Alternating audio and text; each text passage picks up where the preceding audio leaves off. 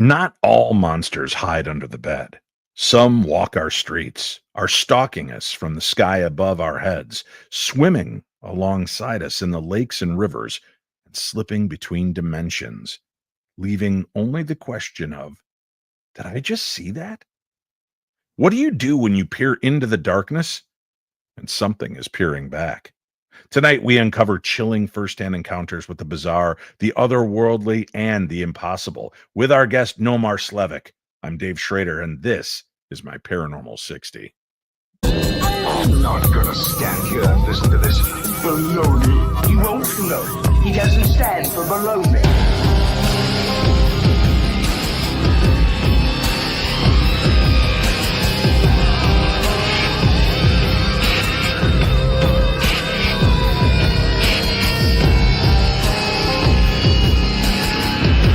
Sounds like a lot of supernatural baloney to me. Supernatural, perhaps. Baloney, perhaps not. Nomar Slevik is a veteran paranormal researcher, author, and investigator with over 20 years of experience exploring the unknown. He's dedicated his life to documenting the bizarre, from alien visitations to humanoid entities, and sharing these stories through books, documentaries, and podcasts, and his own encounters. He is here with us this evening. Ladies and gentlemen, please help me welcome to the Paranormal 60, Nomar Slevik. Nomar, thanks for being here this evening. Dave, thanks so much for having me. I appreciate it. The book is out and available, correct? Humanoid Encounters, Creatures, Phantoms, and Other Strange Entities Sighted in Maine. Nomar Slevik is the author. This is, first of all, I love the author, or the artwork that you have on the front of the book. Well done. That'll definitely capture some eyes. But talk to me a little bit about your indoctrination into this world of the strange and unusual. When did this first start to pique your curiosity? A long time ago. It was the early 80s. I was a young buck, and I had a strange encounter. I had fallen asleep and woken up in the middle of the night by some sort of loud bang. My eyes popped open looking for an explanation, and I started hearing these light taps at my window. And so my eyes went over there, and I saw the sky light up. And I was like, oh, thunder and lightning storm. So I kneeled up on my bed, and I'm watching outside, and I'm seeing, really quick flashes of lightning. I'm hearing booms, which I assume is thunder. We lived right at the tip of Maine, right along the St. John River, and it was roaring, beneath me. And just after a moment, there was this really disturbing lightning bolt. Like if I were to ask you to draw one, it would be like this jagged yellow line, and it was stuck in a cloud. And there was a halo around it, and there was electricity coming off of it, and there was more booms associated with it. And then I don't know what happened after that other than waking up the next morning. I go to the bathroom. As I'm walking from the bathroom back to my bedroom, I can see out my window, and it's still there. Again, I'm 4 or 5 years old. So I run downstairs and I get my father to show him. We come upstairs. I point out the window, and it's gone. I tried explaining about the storm and the lightning, and he was doing the father thing, just like, yeah, patting my head. But I must have been really animated because he had to like kneel down, get on my level, put his hands on my shoulders. And he's like, buddy, it didn't even rain last night. Like, I'm not sure what you're talking about. Being 4 or 5 years old, the next shiny thing caught my attention. I forget all about it. Couple weeks later, I'm woken up again in the middle of the night, and it's my father waking me up. And he brings me downstairs, and I can see my mother shoving my sister into her like winter gear. Then she does the same to me. And then my dad scoops me up, and we all walk outside. To me, this is the middle of the night. I don't know if this is 9 p.m. or 3 a.m., but it's dark out and it's really cold. It's winter in Maine. And while we're walking outside, going down the porch steps out onto the front lawn, he keeps saying, buddy, look up. You got to look up. So I finally take my head out of his chest and I look up, and I'm seeing these beautiful, like blues and greens, and it was the Northern Lights. It's the only time Sure. I've seen them in my life. In Maine, we've seen the Northern Lights had like 6, 7 appearances in 2024, and it was always frigging cloudy over here. So Right. I remember. Same in Minnesota, where we always have northern skies, but yeah, we couldn't see most of it last year either. So annoying. Yeah. So I think seeing those two things at such a young age created some sort of core memory or something. And it's like strange stuff happens in the sky and you should probably pay attention. So I have been ever since. And that I feel like that was the catalyst of all things strange. And that kind of opened the door for you. Did your family have an interest in this type of thing as well, or were they maybe a little bit more concerned because you were seeing things that weren't there, at least not in their perception? They weren't concerned. My mother was more of a believer than my father. And my mother was very much into ghosts, and she felt as though she lived in a haunted house growing up and being very young. And she actually introduced me to Stephen King and horror movies, and it brought all this stuff to the forefront for me. So I was begging her for like ghost stories from, when she grew up. And, just a year or two before this, I had this strange sighting in the sky because I think that lightning bolt, I think it was my young mind's way of perceiving maybe my first ever UFO sighting. Because I can't explain what that lightning bolt was. Or maybe it was a screen memory, I don't know, but it was certainly strange. And once I got into my early teens and then into my late teens, it just kind of kept snowballing. I started collecting all of these strange stories as much as I could. And there's a book called Humanoid Encounters, Creatures, Phantoms, and Other Strange Entities Sighted in Maine. That is the book we're going to be discussing, the experiences this evening as well. For those of you tuning in on this Wednesday night saying, where's the Paranormal 60 news crew? And what happened last week, Dave? Real quick catch up. Last week, we had horrible thunderstorms blowing through here, and power kept going in and out, so I wasn't going to try to do a show that I'd keep getting kicked out of. So we had to skip last week. We are back this week. However, Greg is in Hawaii. Chachi had not been able to replace his microphone yet for us to join in and have proper sound. And Tressa, I just left twisting in the wind. She still thinks we're going to be live. Shh. No, we will be back soon again with the news. This is a paranormal show. I will continue to deliver paranormal programming to you, whether it is the news or with fantastic guests like Nomar Slevik as we continue to talk about strange creatures and other weird phenomena in the state of Maine. Now, you've lived in Maine your entire life?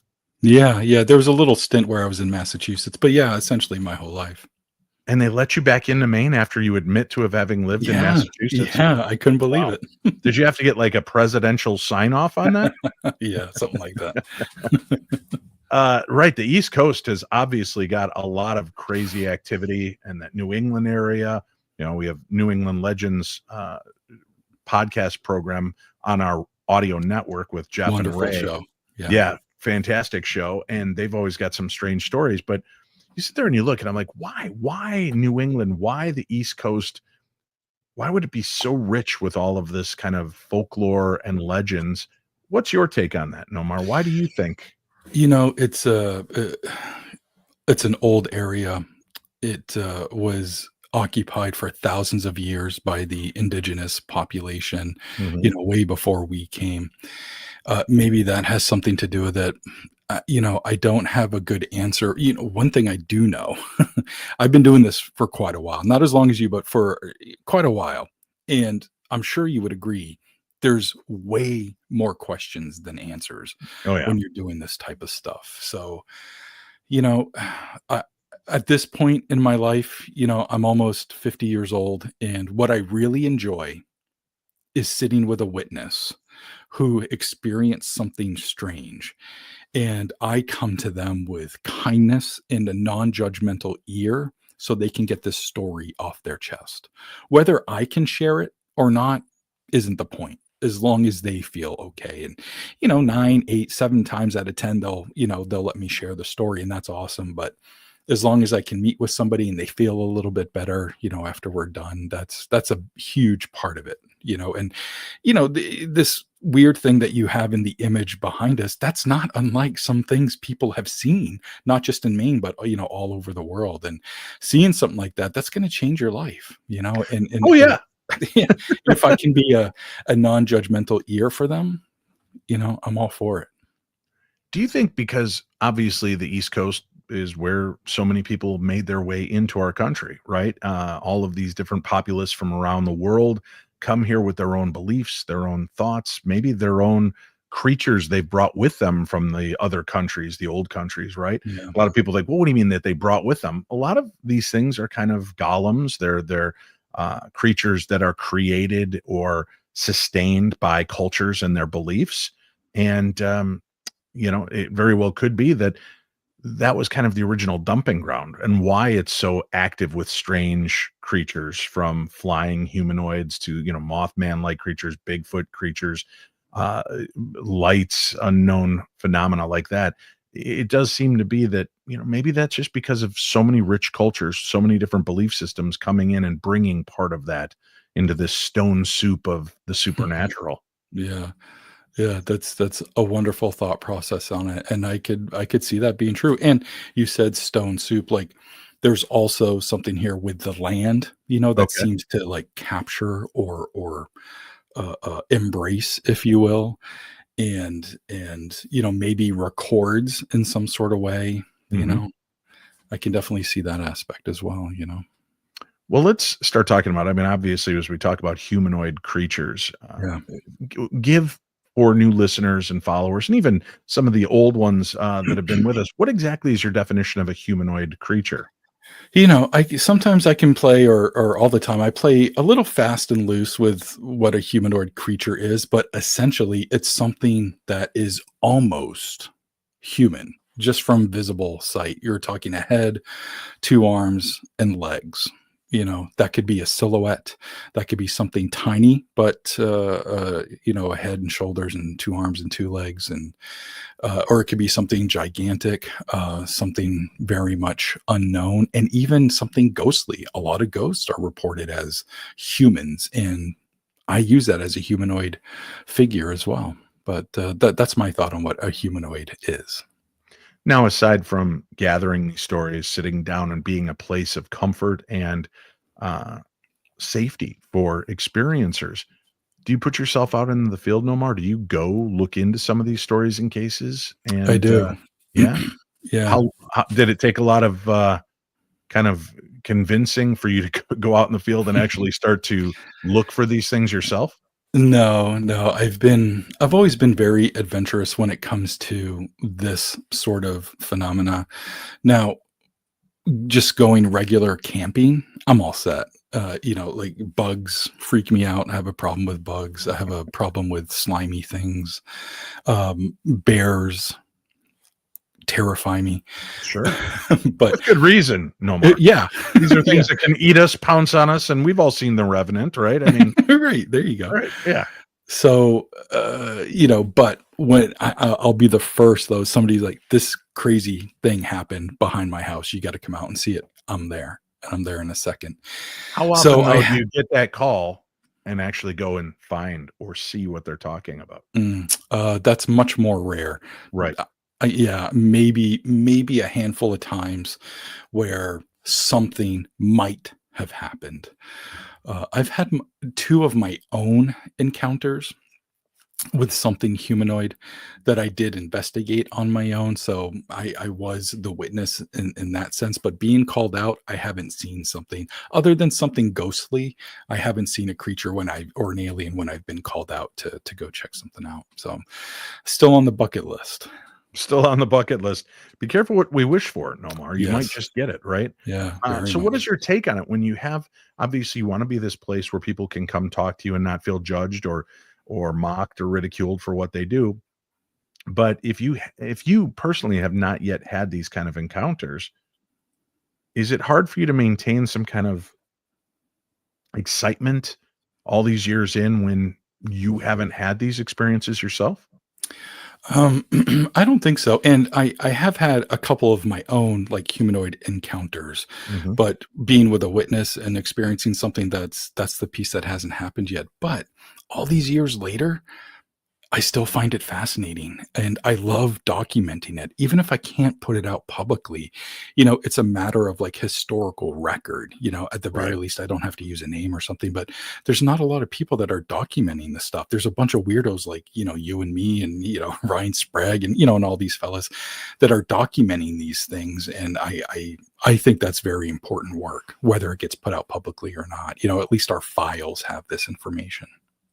So let's kind of dive into the creature like encounters, these humanoid beings. If you kind of looked at the tiering of them, right, from the most cited, most popular kind of creatures that are seen down to the least, let's start kind of at the top. What is the most reported type of phenomena when it comes to humanoid creatures in Maine? Yeah. Yeah, in my experience, it's either aliens or a Bigfoot. And then I'd say right under that is probably Dogman. Believe it or not, there's a bunch of stories here, and then it kind of gets whittled down pretty quickly after that. Those are the three big ones: The aliens and unholy Bigfoot being the trinity top. of Maine is Yeah. Dogman, Bigfoot, and aliens. Are there specific names, especially when you live in areas that were rich with Native American and Indigenous people cultures? Are there names that are associated or affiliated with those type of beings there that maybe they're not just Bigfoot and Dogman? Is there something else that they're called in those areas? Yeah, for, Bigfoot, we've got Sasquatch. That's really all I've heard, indigenous around this part. But for Dogman, we have the Loup Garou, which is like a French Cajun word for essentially werewolf. And there's also smaller entities that I'm sure your audience is familiar with, but they're puckwudgies, which are a small, very small type of being, and they have very different. There's different species, if you will. It would seem, anyways, as reported by indigenous nations and people that are in the New England area. So they can kind of look like small Bigfoots to looking like little gnomes or elves or something like that. They're also known to be kind of ethereal beings that may have the ability to possess humans, correct? Yeah, yeah. And other kind of power, shape shifting into other creatures, walking through walls, all of that's been reported.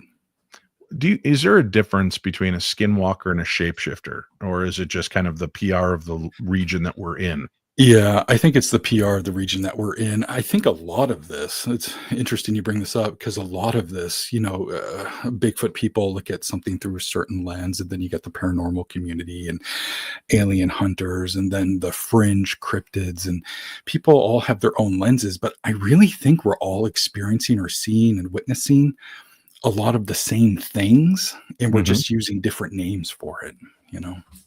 Sure. The old elephant parts theory, right? That you Yeah, take four blind men into a room and let them touch a different part of the elephant. Each one's going to experience the same being, but in a different way. The man touching the trunk is going to think it might be a large boa constrictor. The man touching the leg might think he's touching the rotting tree carcass, right? And the right. tail is a rope, and everybody has a different perspective from their vantage point of what they're dealing with.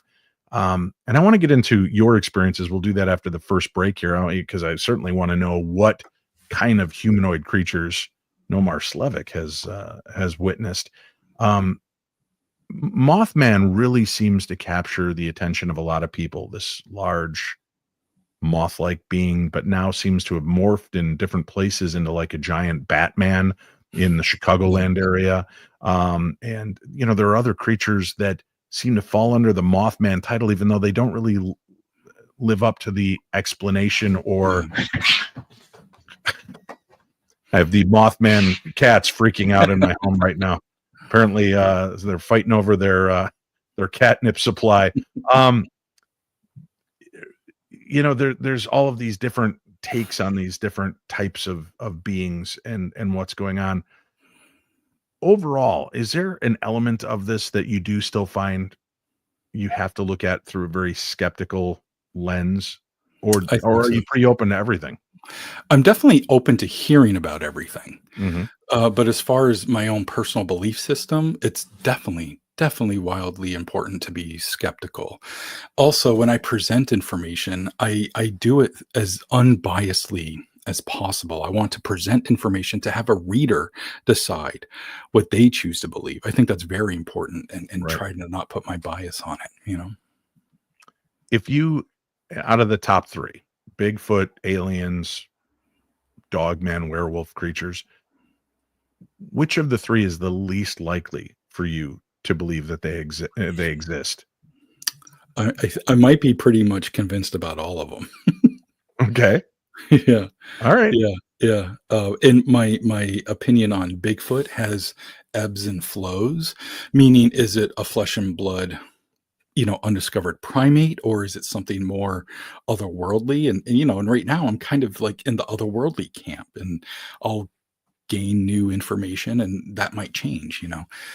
As far as the aliens go, I mean, how can they not exist, at this point, in my opinion? And Dogman, I said, a gun to my head, that's probably going to be my answer. But I've heard such compelling reports directly from witnesses' mouths, not to mention all of the thousands reports, or around the United States, that I'm really hard pressed not to believe some of them. Like, Mhm. all of these people can't be lying. Some of them absolutely are. I'll guarantee you that. But Yeah. all of them, even if one of them is half true, I mean, that's insane.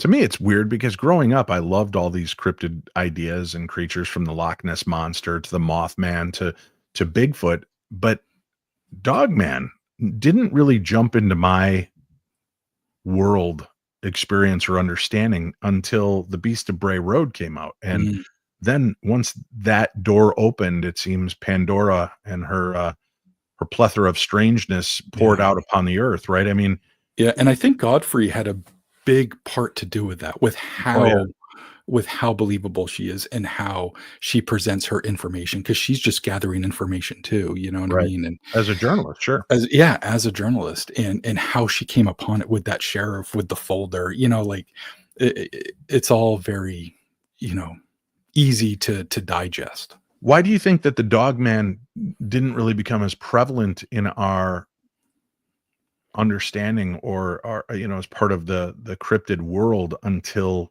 Beast of Bray Road in the early 2000s really kind of broke Yeah. and took hold? It's a story that went viral for its time, before viral was even a thing. But reports do go back to the 17, 16, 1500s for these types of strange creatures. And a lot of it gets mixed in with lore and gets mixed in with shape shifting. But there have been stories about perpetual curses for these men that were then changed into these creatures, and then that's how they live the rest of their lives, and then they could infect others, going forward from that. And they never had shape-shifting abilities either. They were perpetually, these beasts. And so it has been talked about for centuries.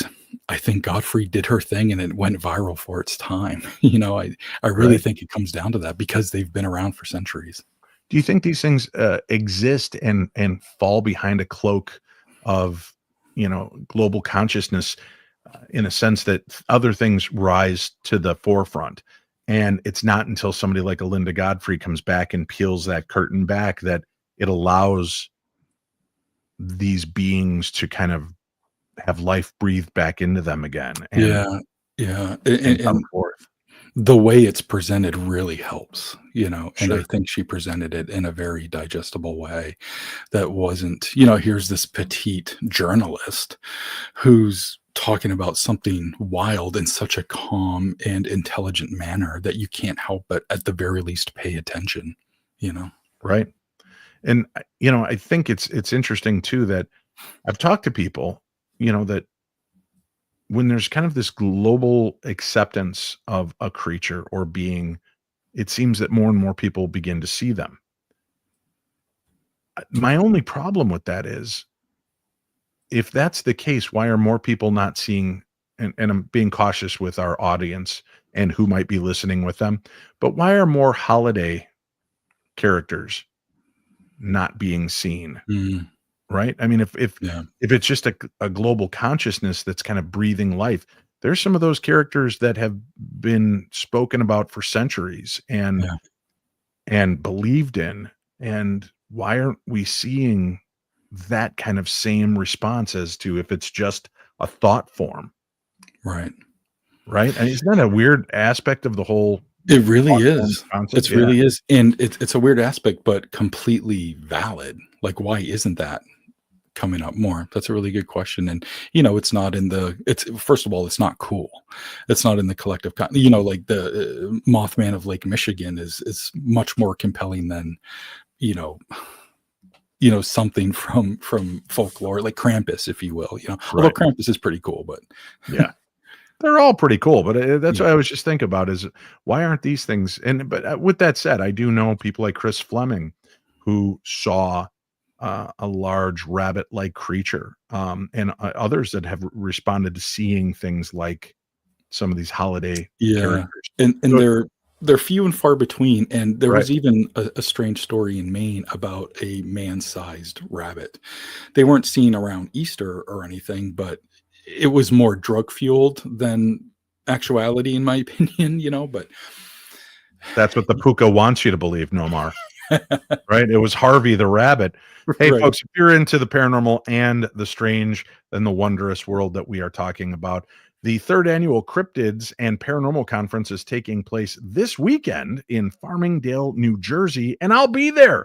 There's going to be a slate of other fantastic speakers, and I hope that you'll come on out. And I believe the conference itself is sold out, but the vendor rooms are all open, and we'll be in the vendor rooms, meeting and greeting in between talks and doing photographs and signing books and other swag and paraphernalia.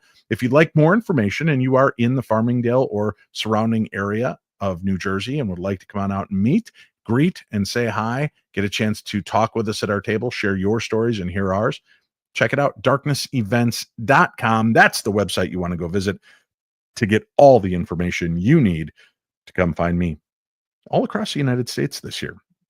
We're going to take a quick break. When we come back, let's dive into some of these encounters that Nomar has had. What type of humanoid creatures has he been blessed and lucky enough to have encountered himself? We'll do that when we return. I'm Dave Schrader. This is the Paranormal 60.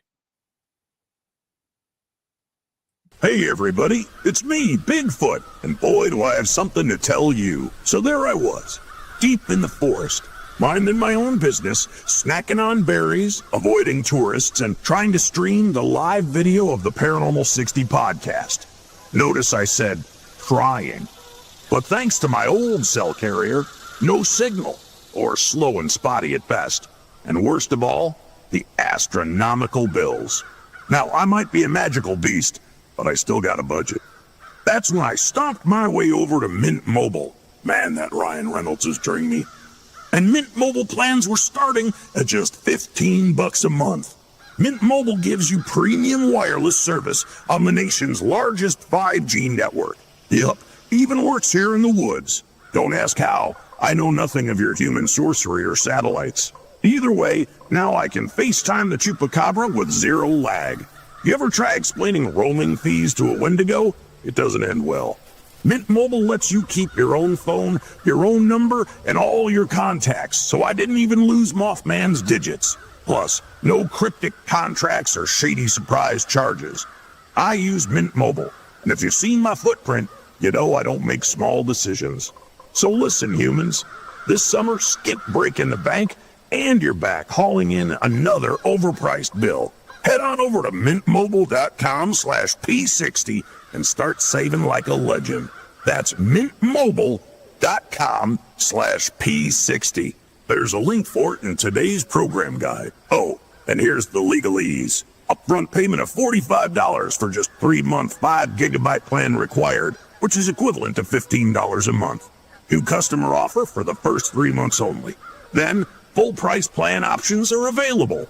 Taxes and fees extra. See Mint Mobile for details. Have you ever felt like something or someone was trying to tell you something? That inner nudge. That quiet whisper from the universe. With intuition sharpened by years of spiritual connection and a deep-rooted gift. Winnie Schrader delivers readings that are compassionate, insightful, and shockingly accurate. Whether you're facing a crossroads healing from heartache, or just curious what the cards reveal Winnie creates a safe. Sacred space to explore your journey. This isn't fortune cookie fluff. This is honest. Intuitive guidance from someone who's helped hundreds find clarity, closure, and confidence. If you've been waiting for a sign, this is it. Book your session now at lovelotustarot.com and take control of your journey. That's lovelotustarot.com. Winnie's sessions are personal, powerful, and often life-changing. That's lovelotustarot.com.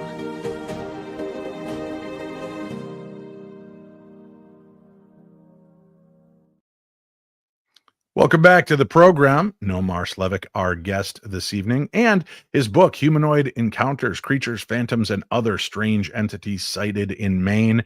We are going to talk with Nomar now about his own personal encounters, and throughout the rest of the show, we'll have him mix in some of the other more unusual type of cases that he has talked about and has been shared with him. Nomar, what was your first humanoid or strange encounter with something that still kind of baffles your brain? Quick side note, my girlfriend painted the cover, and I just think it's wonderful. So it is beautiful job. She did great. Yeah. 2003, I think it was. And I was living in Portland, Maine, which is in southern Maine. It's the most populated part of the state. I was living in a house that had been converted into apartments, and I was on the second floor.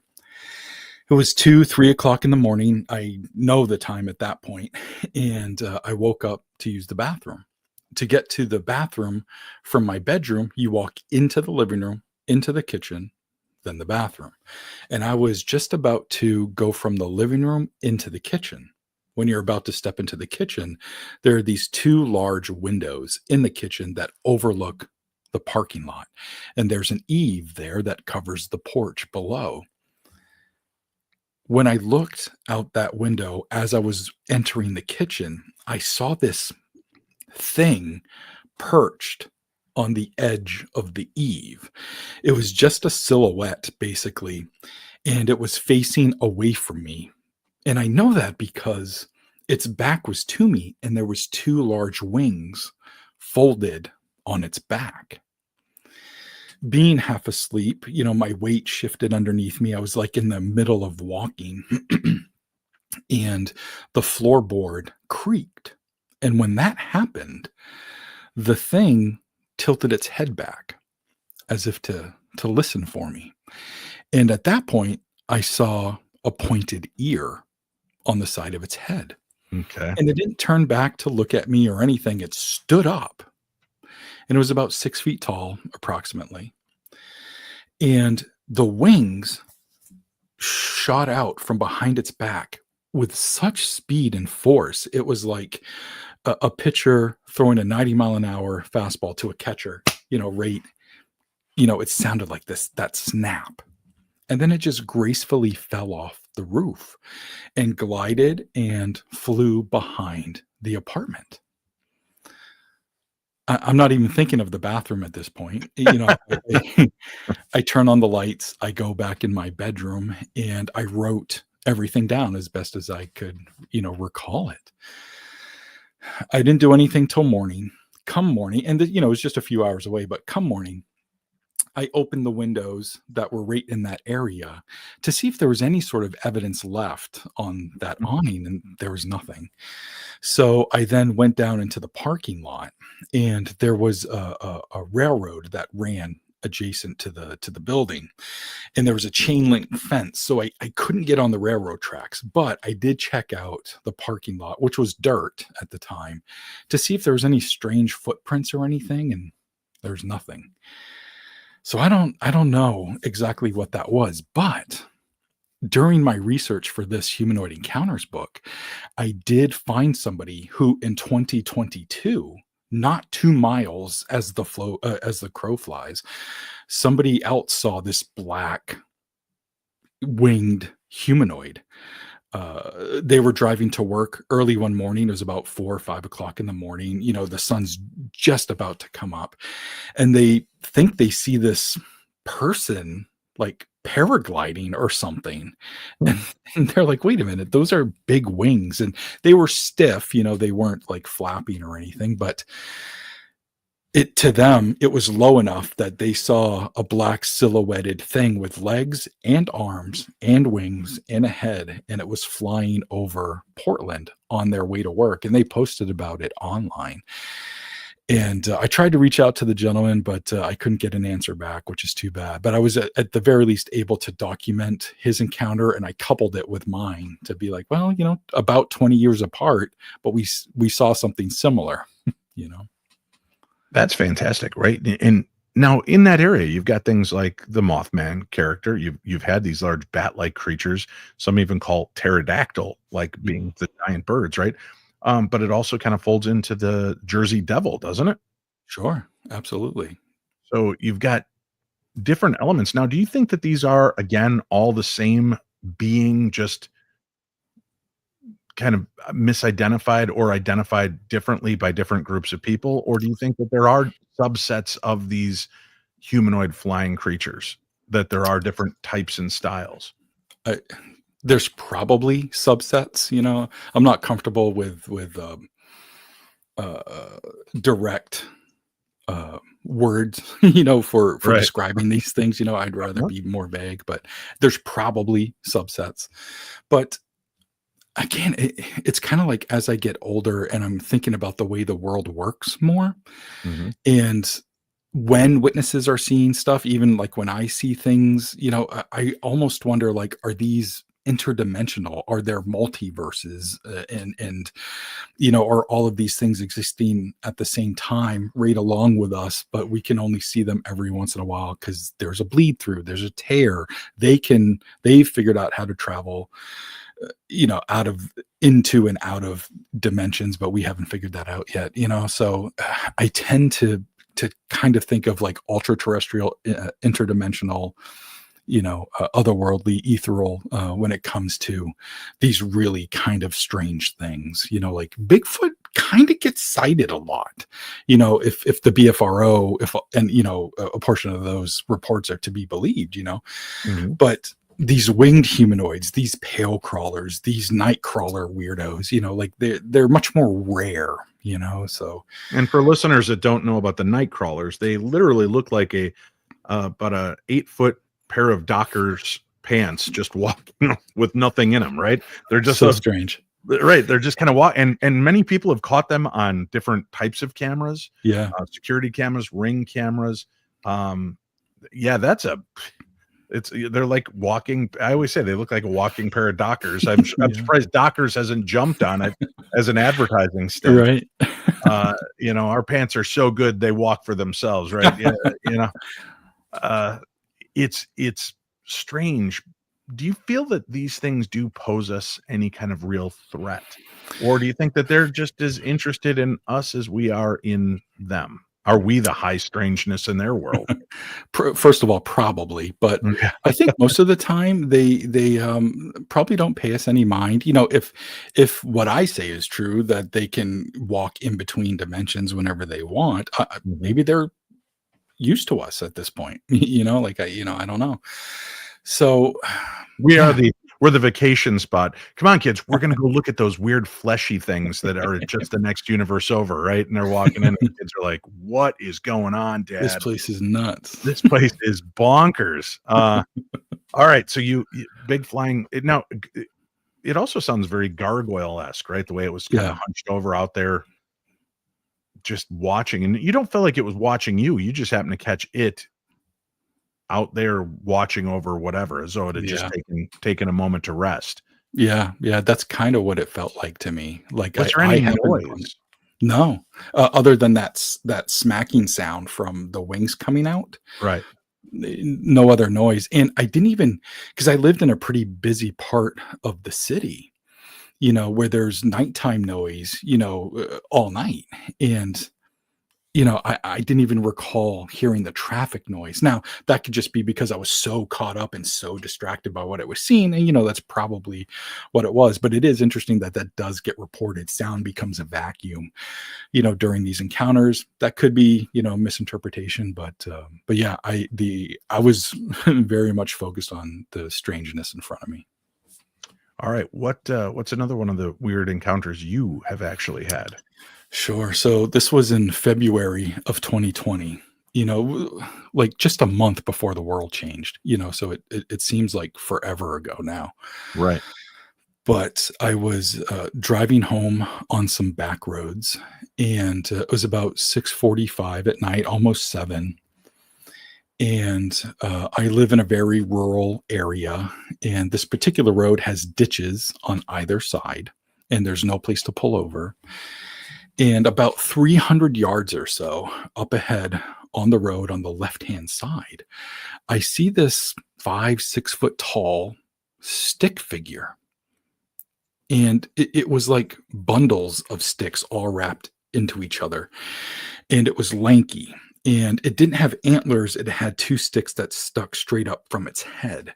So think maybe Groot from Guardians of the Galaxy, or Sure. maybe for the older folks, maybe think of the Blair Witch dolls, that they made that were bundles of sticks.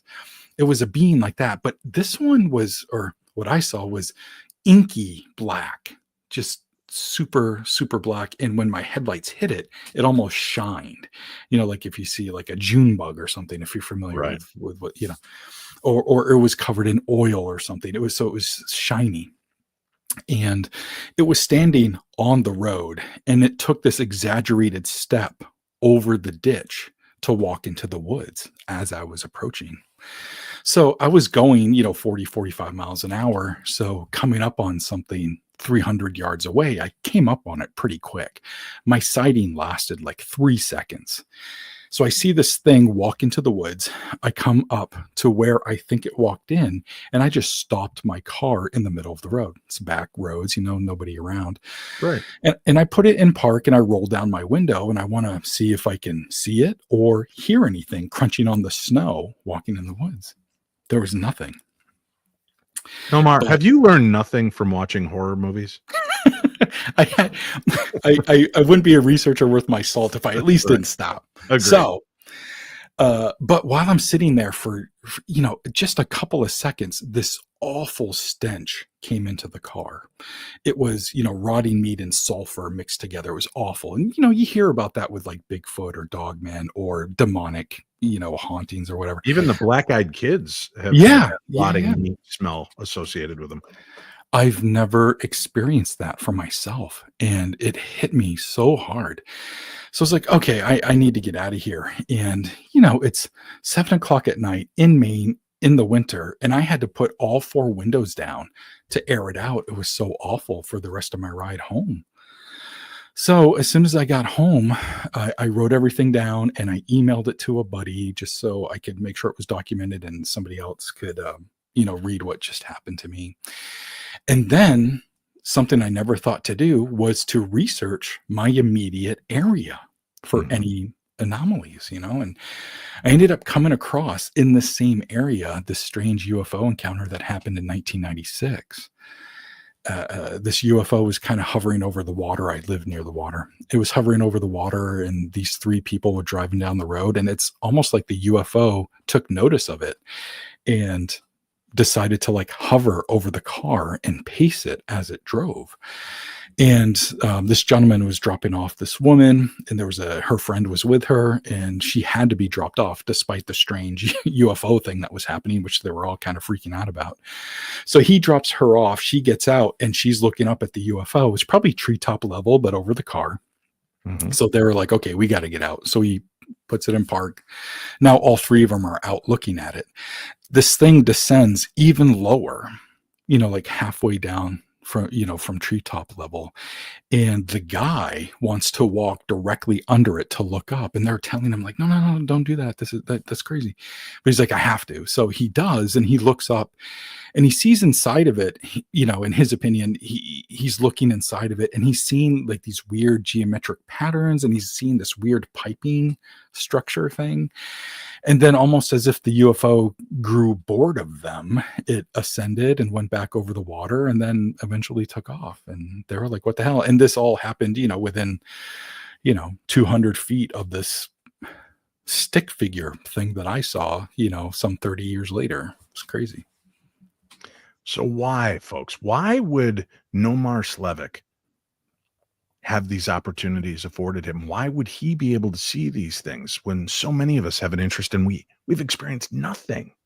By we, I mean all of you, because I've had a pretty cool life and I've seen a lot of stuff, but I digress. We're going to talk to Nomar about that. And why does he feel that he has been given the gift of seeing these beings, of witnessing and experiencing it?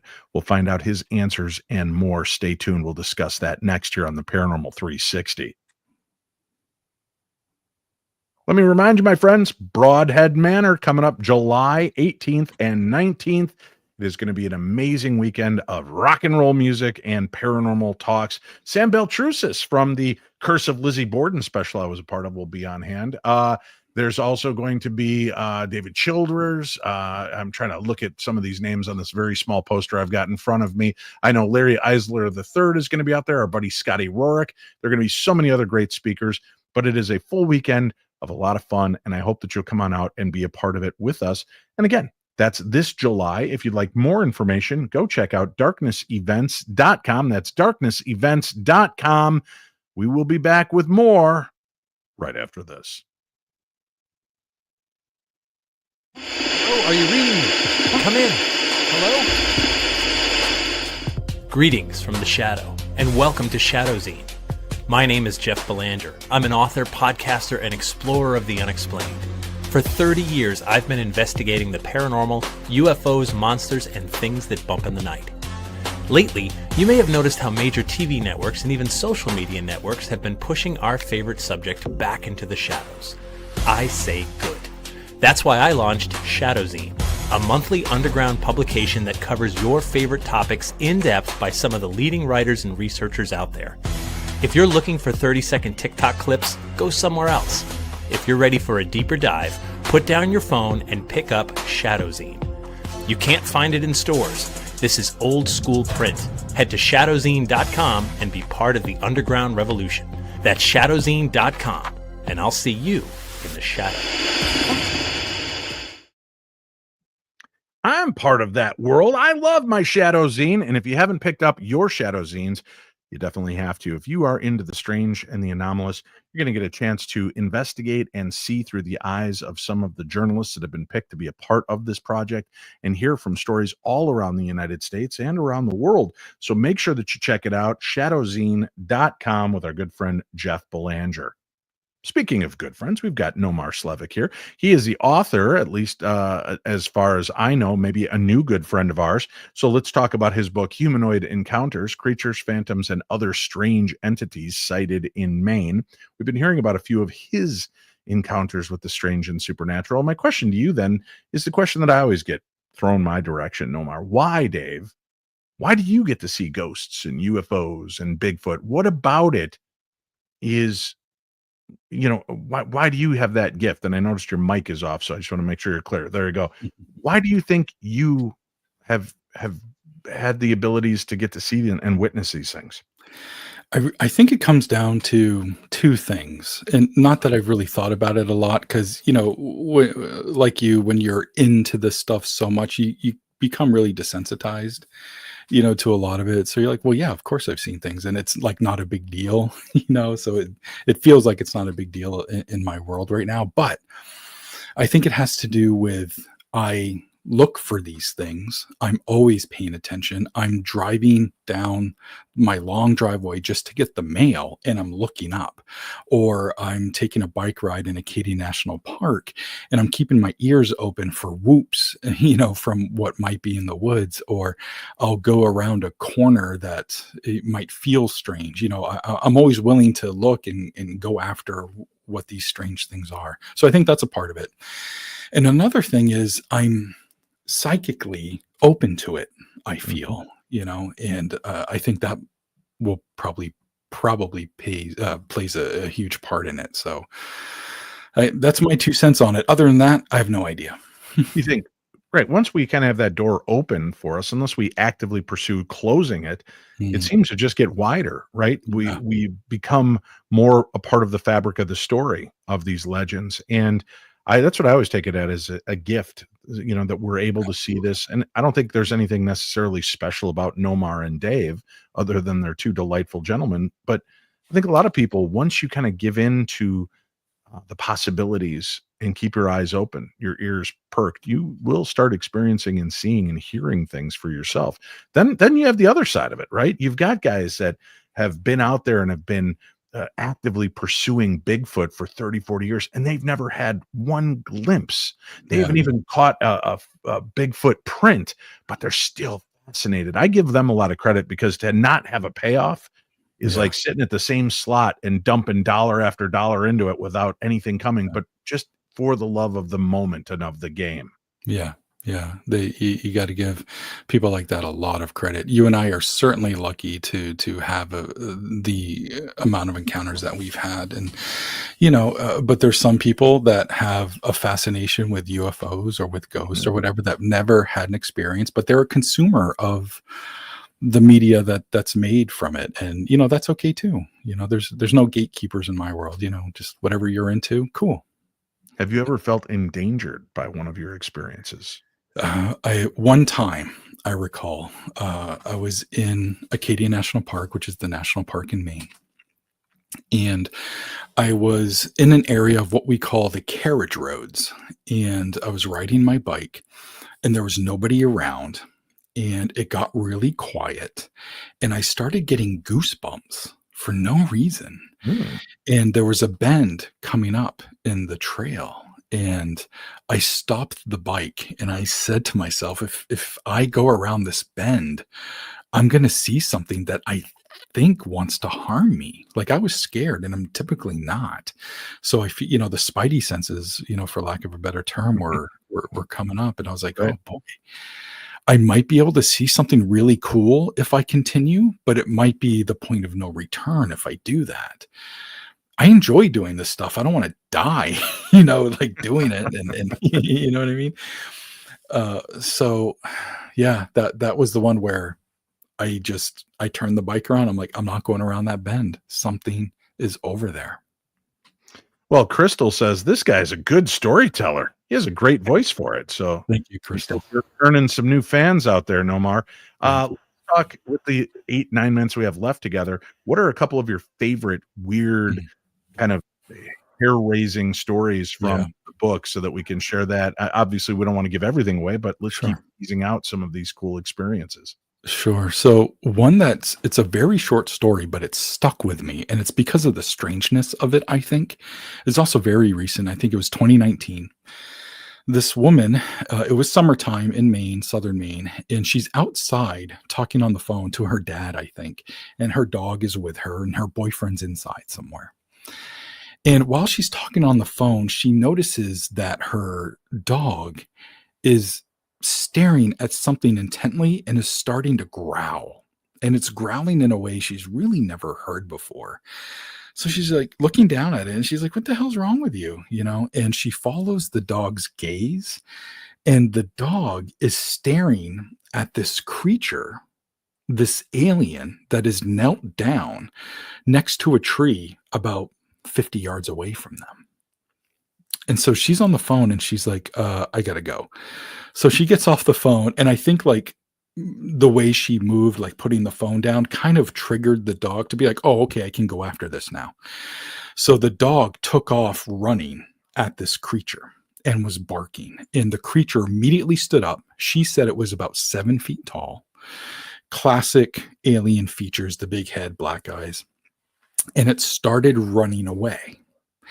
And it started to disappear as it ran from the head all the way down. And as it ran, at one point, she's just seeing a running torso. Then a moment later, she's just seeing 2 running legs. The whole time, the dog is running after it and barking. And then it just disappears completely. The dog stops running, but continues to bark as if it's like still there. It can still sense it. So the woman's terrified at this point, and she goes after the dog, but she's also scared to like go down the path that this thing ran down. But she Right. gets the dog, she wrangles it. The whole time she's yelling to her boyfriend to like get the hell outside.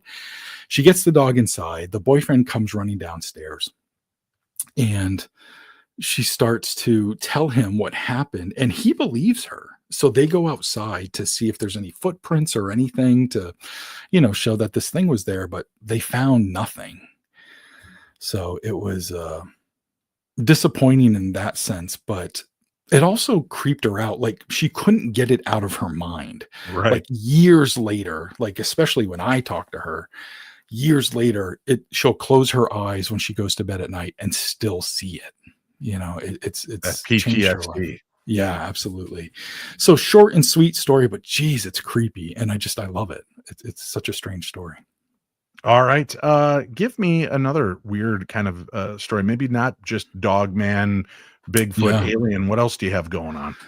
In the early 1900s, there was a gentleman named Silas Remick. His father had passed away. He was 25 years old, and he was now the man in charge of their homestead. His mother was there, siblings, and they were getting along okay. And there was this lake that's sort of nearby called, of course, Devil's Lake. And his dad always told them to stay away from it. All locals stayed away from it. And all that was really said was weird things happen up there. Like, don't go there. Right. His dad's passed away, and he's got a curious bone in his body. So he's like, I got to go check it out. So he does. And it's beautiful, pristine area, beautiful lake. There's these mountains that are behind it. There's like this cave system or something that he sees. He sees this opening to a cave. There's a ridge, and he just starts fishing. He catches a bunch of trout. He can't believe how good the fishing is. He goes home that night, and his mom's like, oh my goodness, this is crazy. And she's like, okay, maybe you can go up there once in a while, So a couple of days later, he can't stop thinking about this lake. And so he goes back, and the fishing is great again. But he sees these two people standing by the cave system. And he's like, well, because they were quite a ways away. And he's like, all right, they're keeping their distance. I'll keep my distance. Cool. So he fishes, great fishing, goes home. But he can't stop thinking about the lake. It's almost like it's drawing him in. And so he goes the next day, and then the day after that, and then the day after that. And it gets to the point where his mother is like, you're not keeping up with your responsibilities here. And he's like, you're right. I got to do better. He doesn't. He goes back fishing the next day. And as he keeps going, these things are kind of getting closer to him. And at one point, they're not that far away. He could probably throw a rock and hit one of them. And he said that their skin is strange. It's greenish. It's scaly. Their faces look kind of weird, kind of look like frogs. So he's leaving one night to he's had his fishing done, and he's leaving, and he said these two creatures pop up in his path, and they grab him by the arms, and they lure or bring him down to the water's edge, and then he passes out. And he wakes up. He doesn't know how much long after, but he wakes up and his breathing is labored, and he feels strange, and he realizes he's underwater. And he doesn't know how he can breathe, but he can breathe underwater. And he's in this dark room, but there's a window. And through this window, he claims he can see like this metropolis of like frog people. Almost like there's stores and there's people kind of going all around. And every once in a while, somebody will come and unlock the door and let him out and lead him somewhere. And before he can really do too much, they do something to make him pass out. And then he wakes up again, and he's in this small room.